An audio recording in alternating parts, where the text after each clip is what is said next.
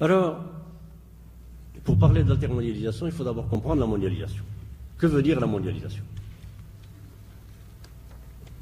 Très rapidement, ceci se trouve dans le livre, mon dernier livre, La stratégie de l'autruche. Mais comme pour tous mes livres, je ne touche pas mes droits d'auteur. Tous mes droits d'auteur sont versés à des fondations, etc. Enfin, c'est une autre question. Mais c'est juste pour vous dire que je ne fais pas d'opération marketing. Et donc vous pouvez les voler, les acheter, faire ce que vous voulez de mes livres. Ça ne change rien à mon sort. Mais vous aiderez une bonne cause en les achetant. Donc je vais aller très rapidement sur les grandes lignes de ce que je détaille dans ce livre. Et je vais partager avec vous ce que je suis en train d'écrire dans un prochain. Alors, qu'est-ce que c'est cette mondialisation? On va faire quelques constats actuels, on va faire la genèse et l'évolution de la mondialisation, ses résultats, et quelques analyses et solutions. Quelques constats maintenant actuels, très édifiants. Kofi Annan, en fin 2004, a déclaré « Jamais il n'y a eu autant de pauvreté et d'inégalité sur la Terre depuis 40 ans. » C'est-à-dire exactement depuis que cette mondialisation est sur nos têtes. Aucun pays pauvre n'est sorti de la pauvreté depuis les années 70. Aucun, au contraire. Des pays qui commençaient à émerger, comme l'Argentine, comme d'autres, se sont enfoncés dans le chaos et la pauvreté et la misère. Je ne parle pas de l'Afrique, je ne parle pas de... C'est connu. Un Canadien sur 6 touche un salaire de niveau de pauvreté. Travailleur, hein. Un travailleur canadien sur 6 est payé au niveau de pauvreté. Aux États-Unis, c'est 1 sur 4 ou 1 sur 5. C'est très mal connu parce que c'est très camouflé derrière les emplois précaires, les emplois à temps partiel, sur appel, etc., etc. Mais entre 40 et 60 millions d'Américains travaillent et touchent un salaire qui les fait vivre au seuil de pauvreté. Fourchette de revenus moyens des PDG et Chief Executive Officers canadiens.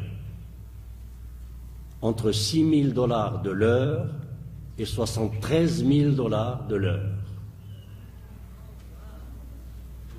73 000 $ de l'heure, c'est M. Gratton. Alors, 3 personnes, Jack Welch, l'ex-PDG de General Electric, M. Grasso, l'ex-patron de la New York Exchange Stock Commission, donc qui devait surveiller ceux qui surveillent ceux qui trichent, et le PDG de Carrefour France.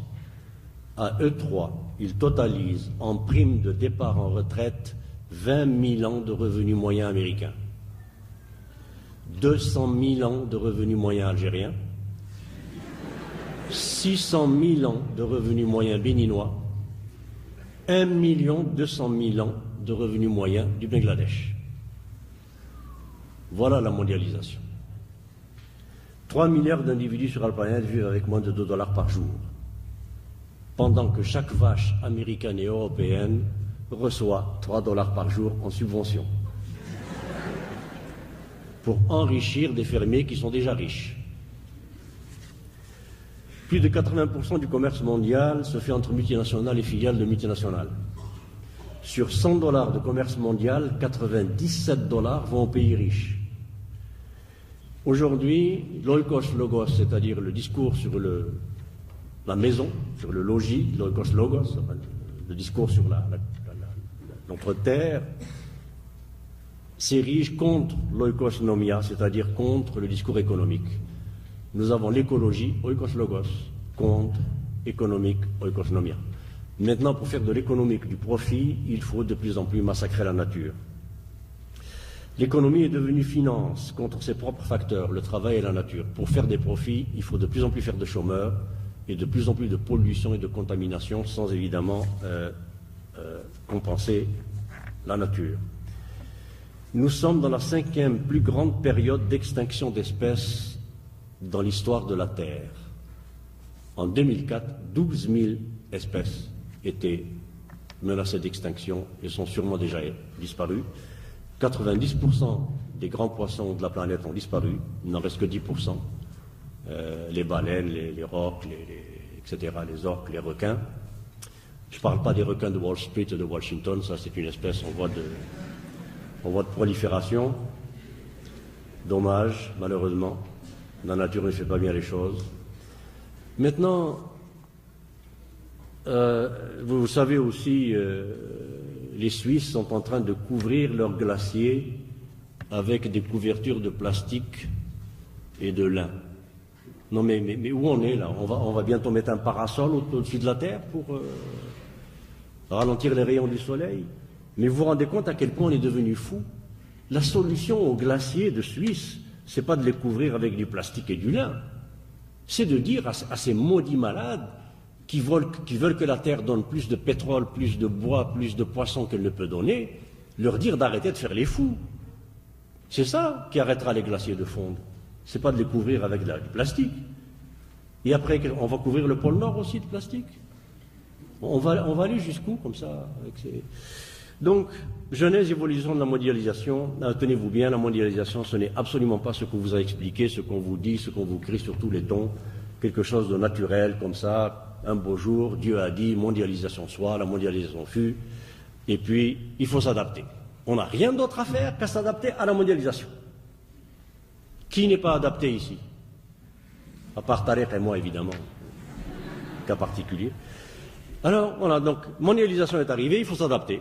Qu'est-ce que c'est cette mondialisation? Eh bien, si on analyse, c'est quelque chose qui a été construit et qui est aujourd'hui un problème fondamental pour toute l'humanité.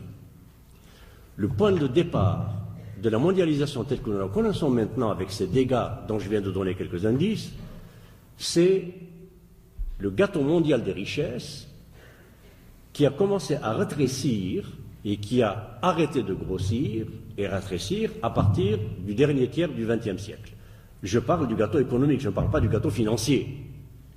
Alors si quelqu'un vient me dire que le fait de donner à Bentham, je ne sais pas moi, 20 milliards par but marqué, c'est de l'économie, eh bien ce type-là, il devrait se faire examiner. Il y a des économistes qui disent ça.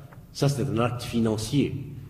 Être assez fou pour payer un type qui tape sur un ballon ou un type qui court après une rondelle de caoutchouc et qui s'appelle Wayne Gretzky, donner à ces gens-là des milliards de dollars, ça n'a rien à voir avec l'économie, c'est de la folie financière.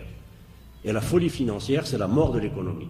Ça n'a rien à voir. Or, on vous fait croire que la bulle financière, c'est l'économie. Alors on vous dit, il y a tant de dollars qui s'accumulent, le PIB, machin, 5%, 4%, tout va bien. Mais c'est pas vrai. Ce qu'on calcule, c'est de l'accumulation de digits, d'écriture électronique en dollars. C'est tout.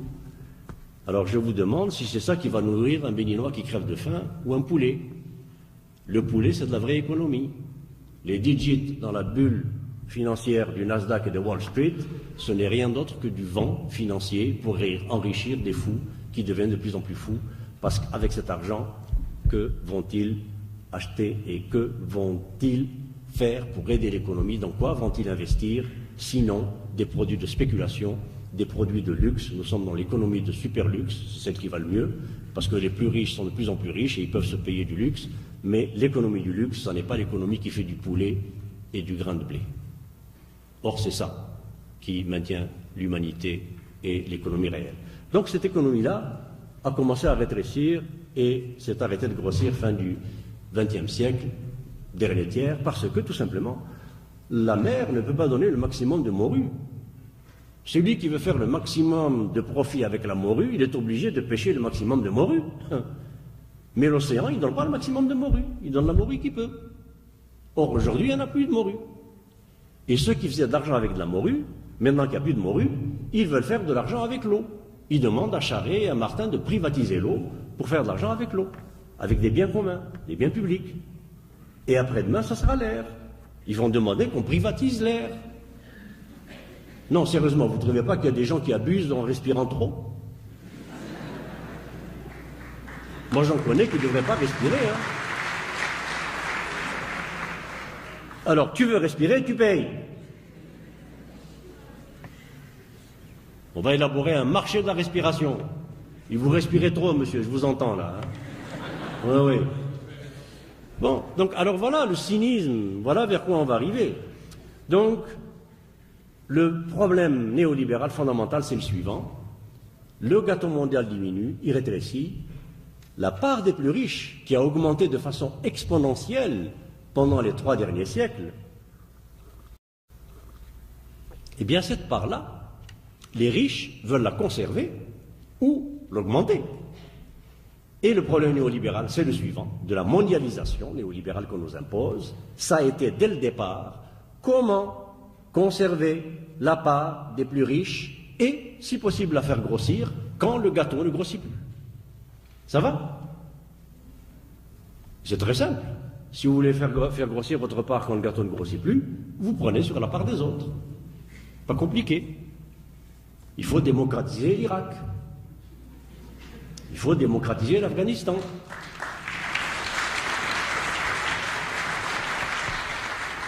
Il faut envoyer les multinationales en Afrique.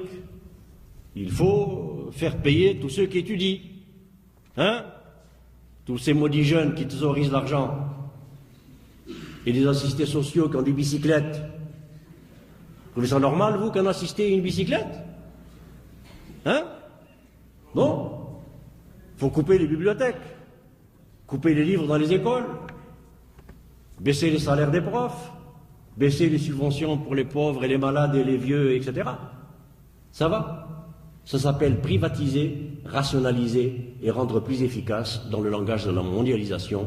Et moi j'appelle ça envoyer de l'argent public dans les poches privées des petits copains de ceux qui font nos gouvernements.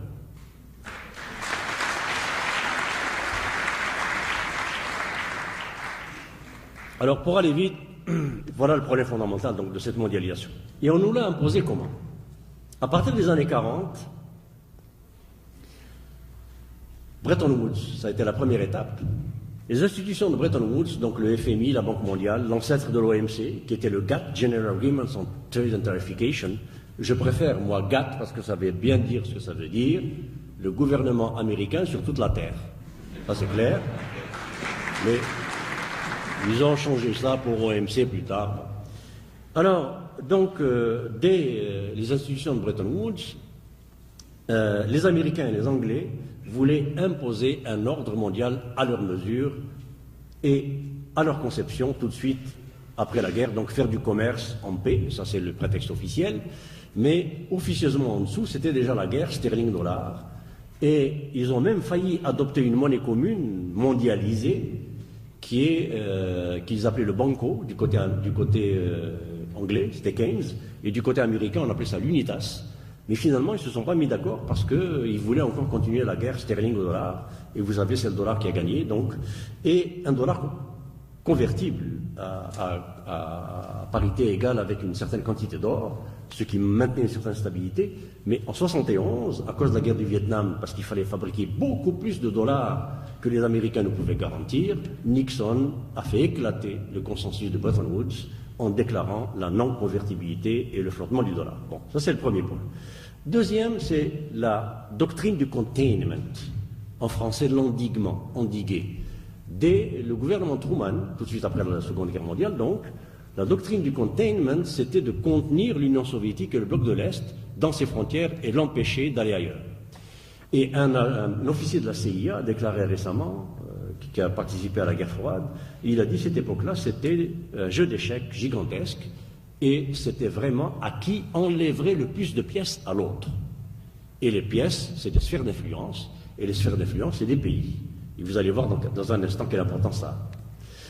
Deuxième importance que ça a, c'est que la doctrine du containment, de l'endiguement donc, du bloc de l'Est, s'est basée beaucoup sur la fabrication de Ben Laden et de ultra-islamistes radicaux wahhabistes pour s'opposer à l'aspect athée du communisme qu'on présentait essentiellement donc, à ces musulmans-là dans les frontières sud-ouest de l'Union soviétique. Et ça a été un des pions dans l'échiquier américain, largement financé par l'Arabie saoudite, les pétrodollars, l'Amérique via le Pakistan, pour aboutir à la guerre afghano-russe soviétique, comme vous le savez. Bon. Ensuite, il y a eu le macartisme et l'anti-ouvriérisme US, toujours en 1946. Le sénateur McCarthy a été chargé, avec sa commission, de voir dans la fonction publique américaine s'il y avait des traîtres, des gens qui avaient des sympathies anarchistes ou communistes ou socialistes.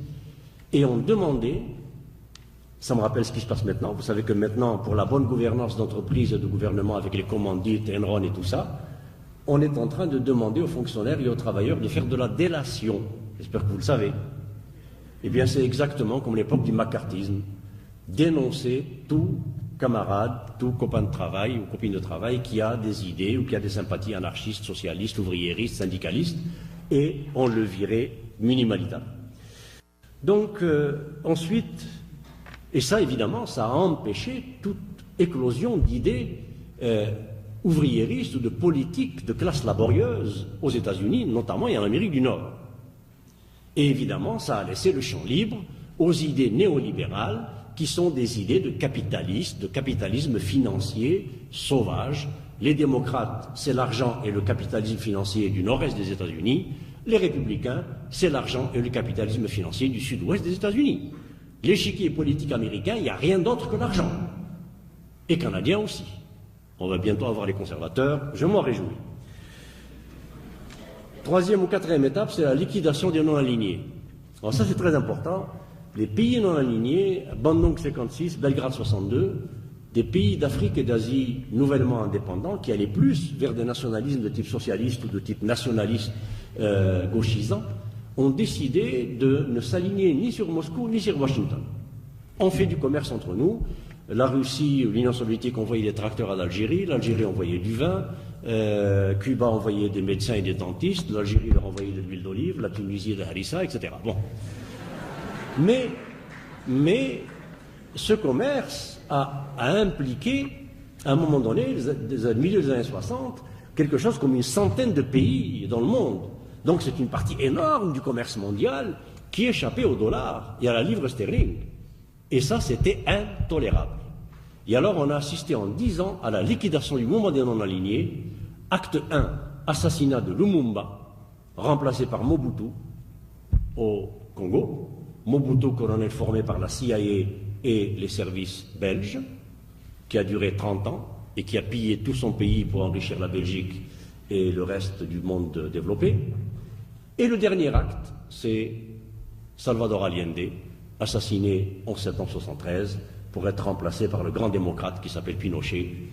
Et entre les deux, la dictature du Brésil, la dictature de l'Argentine, l'assassinat de Saddam Mossadegh, l'assassinat d'Enrico Mattei, de Nkrumah, l'élimination d'Ahmed Ben Barka, d'Ahmed Ben Salah, etc., No, Ngodin Diem, Sihanouk, et j'en passe, Nehru, etc., etc. Et cette liquidation des pays non alignés, c'était ce qu'évoquait cet officier de la CIA, disant qu'il fallait enlever le maximum de pièces à l'ennemi. Donc tous ces pays non alignés qui étaient plus en commerce et en relation avec l'Union soviétique, il fallait à tout prix les enlever à l'Union soviétique par des actes de quoi? D'assassinat politique, par des actes barbares, des actes de coup d'État, remplaçant des gens démocratiquement élus, le premier chef d'État démocratiquement élu d'Amérique latine, Salvador Allende, par un dictateur sanguinaire qui s'est appelé Pinochet et qui a contribué au plan Condor américain et à l'expansion des conséquences de l'école des Amériques, qui à l'époque était au Panama et qui formait via Washington tous les dirigeants de l'Amérique latine et qui était chargé d'éliminer toute opposition non désirée par Washington dans la région. Alors voilà donc le dernier acte, et je vais arriver aux conclusions. Le dernier acte, c'est les plans d'ajustement structurel du FMI, avec les doctrines et le dogme du FMI et de la Banque mondiale, comme le marché libre, autorégulé, comme le consensus de Washington. Il faut tout privatiser, tout déréguler, le privé est efficace, le public et l'État, c'est des budgétivores, le citoyen, c'est un coût, la nature, c'est une ressource inépuisable, servons-nous, allons-y, et c'est ça que la Banque mondiale et le FMI ont comme doctrine fondamentale pour agir et donner des leçons aux pays, notamment en voie de développement, et leur dire quoi faire en matière économique, ce qu'on appelle les plans d'ajustement structurel. Et ces plans d'ajustement structurel ont abouti au chaos argentin, en passant par la débâcle de la Russie et par la ruine de l'Éthiopie, qui était le premier pays à appliquer les plans d'ajustement structurel du FMI. Aujourd'hui, tout le monde sait que c'est une catastrophe, mais on continue parce que le dogme du marché, libre, autorégulé, au-dessus des États, au-dessus des nations, est absolument indispensable à l'enrichissement infini des plus riches qui veulent que ça dure et que ça ne s'arrête jamais. Et mes collègues économistes aujourd'hui, qui se disent économistes, eh bien, sont des gens qui ne font que mettre en théorie le fonctionnement d'une économie telle que la désirent les riches et les classes dominantes. Point à la ligne. Et c'est cette doctrine économique qui sert de base théorique à la mondialisation néolibérale telle que nous la connaissons. Alors pour conclure avec l'altermondialisation, et j'espère que j'ai été assez clair, malgré la rapidité du propos, par rapport évidemment à la complexité du sujet, eh bien, aujourd'hui nous en sommes à une deuxième forme de guerre qui a suivi donc les 4 ou 5 étapes que je viens d'évoquer. Ça a été d'abord la guerre des prix entre les deux capitalismes, guerre des prix entre les multinationales américaines, françaises, anglaises, canadiennes, japonaises, allemandes, etc. Et maintenant, c'est la guerre tout court. Pourquoi? Parce que la mondialisation néolibérale est morte. Le néolibéralisme est mort. Le néolibéralisme est un échec, un cadavre, un échec cuisant. Premier certificat de décès, c'est la chute de Enron, AOL, Warner, Tyco, Waste Management, etc., etc., tous ces géants du système qui se sont écroulés aux portes de la Maison-Blanche. Eh bien, ces chutes ne sont pas des cas de mauvais management. Parce que je vois aujourd'hui à Harvard, à Princeton, à Yale, à UCLA, etc., des cours, des séminaires, dans les écoles de business et d'économie, des livres qui traitent de management deviation.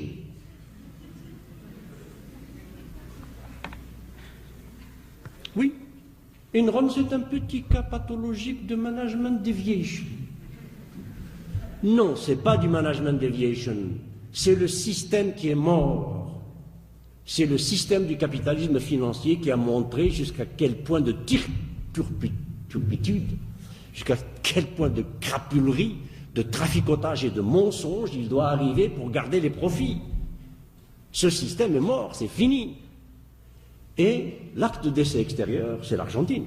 L'Argentine, 2 ans avant, était désignée par tous les économistes néolibéraux de cette mondialisation comme le meilleur élève du FMI et comme l'étoile du néolibéralisme. Eh bien, on voit très bien ce que ça a donné.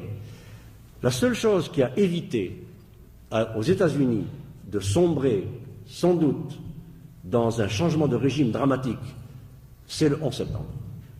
S'il n'y avait pas eu le 11 septembre, aujourd'hui, on serait proche d'un régime socialiste à Washington, à cause de toutes ces chutes et de toutes ces turpitudes intolérables du capitalisme financier. Mais attaquer l'Afghanistan, attaquer l'Irak, avec le prétexte du 11 septembre, vous avez bien vu, le 11 septembre, on trouve un passeport arabe intact dans une tour de béton et d'acier fondu, tout à fait normal. Moi, je me fais construire un abri anti-atomique.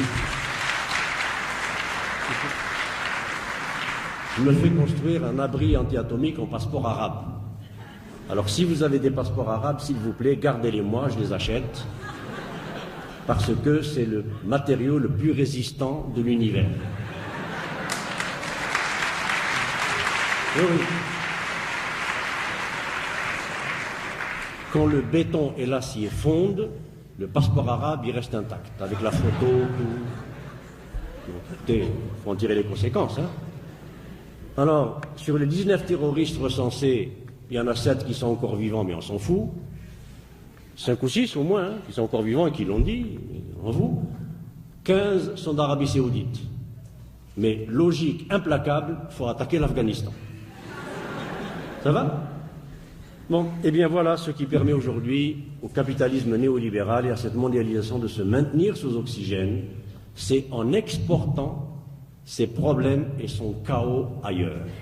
C'est en détruisant l'Afghanistan, en détruisant l'Irak, en détruisant demain la Syrie, etc., que les États-Unis maintiennent sous oxygène un système qui, autrement, ne se maintiendrait plus. Alors, pour conclure, quelques analyses et solutions. J'ai encore 5 minutes? Oui? Très bien. Alors, voyez-vous, cette mondialisation, ce qu'il faut comprendre, c'est qu'elle a été construite et imposée par ce qu'on a appelé plus tard le consensus de Washington, par un certain Occident qui est aujourd'hui en guerre avec un autre Occident.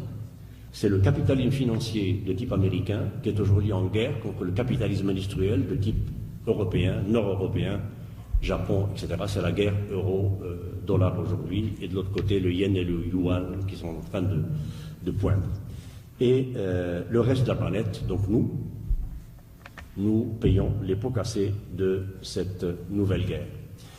Il faut bien comprendre aussi que je ne suis pas contre la mondialisation. Les altermondialistes ne sont pas contre la mondialisation. Nous sommes contre cette mondialisation-là. Nous sommes contre cette mondialisation néolibérale qu'on nous impose comme étant la bouée de sauvetage pour tout le monde, alors que ce n'est rien d'autre que la seule manière pour les plus riches de cette planète de maintenir leur richesse et de les augmenter. Évidemment, en appauvrissant le reste et en détruisant la nature. Alors, qu'est-ce qu'une autre mondialisation acceptable, une altermondialisation? Eh bien, ça serait une mondialisation qui respecte les plus élémentaires des concepts, des théories les plus classiques en économie du libre-échange. C'est-à-dire, avant tout, homogénéité maximale entre les pays qui entrent en libre commerce. Je n'ai rien contre le libre commerce. Mais quel libre commerce voulez-vous qu'il y ait entre les États-Unis et le Maroc? Ils vont libre-échanger quoi? Bostella contre des F-16?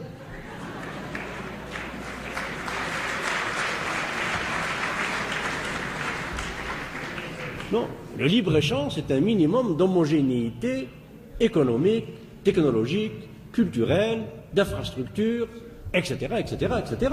Alors, on entre en libre-échange. C'est ce qu'a fait l'Europe. C'est ce qu'ils ont fait avec l'Espagne et le Portugal. Pour faire rentrer l'Espagne et le Portugal dans l'Union européenne et amener l'Espagne et le Portugal à niveau de ce qu'est l'Europe la plus développée, c'est-à-dire Angleterre, France, Allemagne, eh bien l'Europe a mis en place ce qu'on appelait l'un des plans, le plan Da Vinci. Et le plan Da Vinci, c'est des centaines et des centaines et des centaines de millions et de milliards d'euros donnés à fond perdu à l'Espagne et au Portugal pour qu'ils se relèvent et qu'ils mettent leur technologie, leur infrastructure, leur culture, leur université, etc.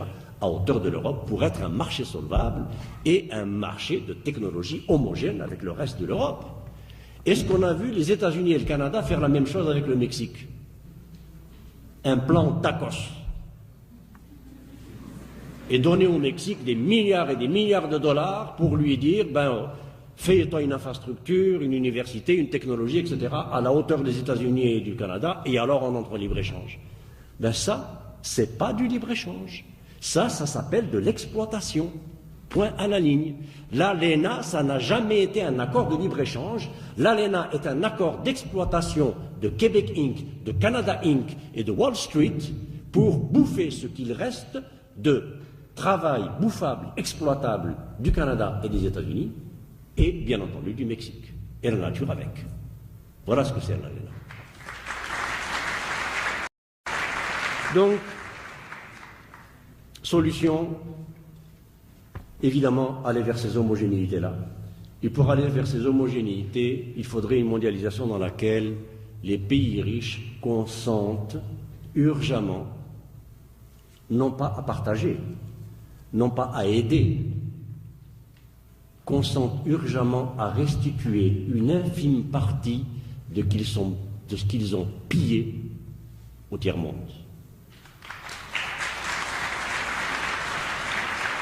Et je dis bien une infime partie. Comment?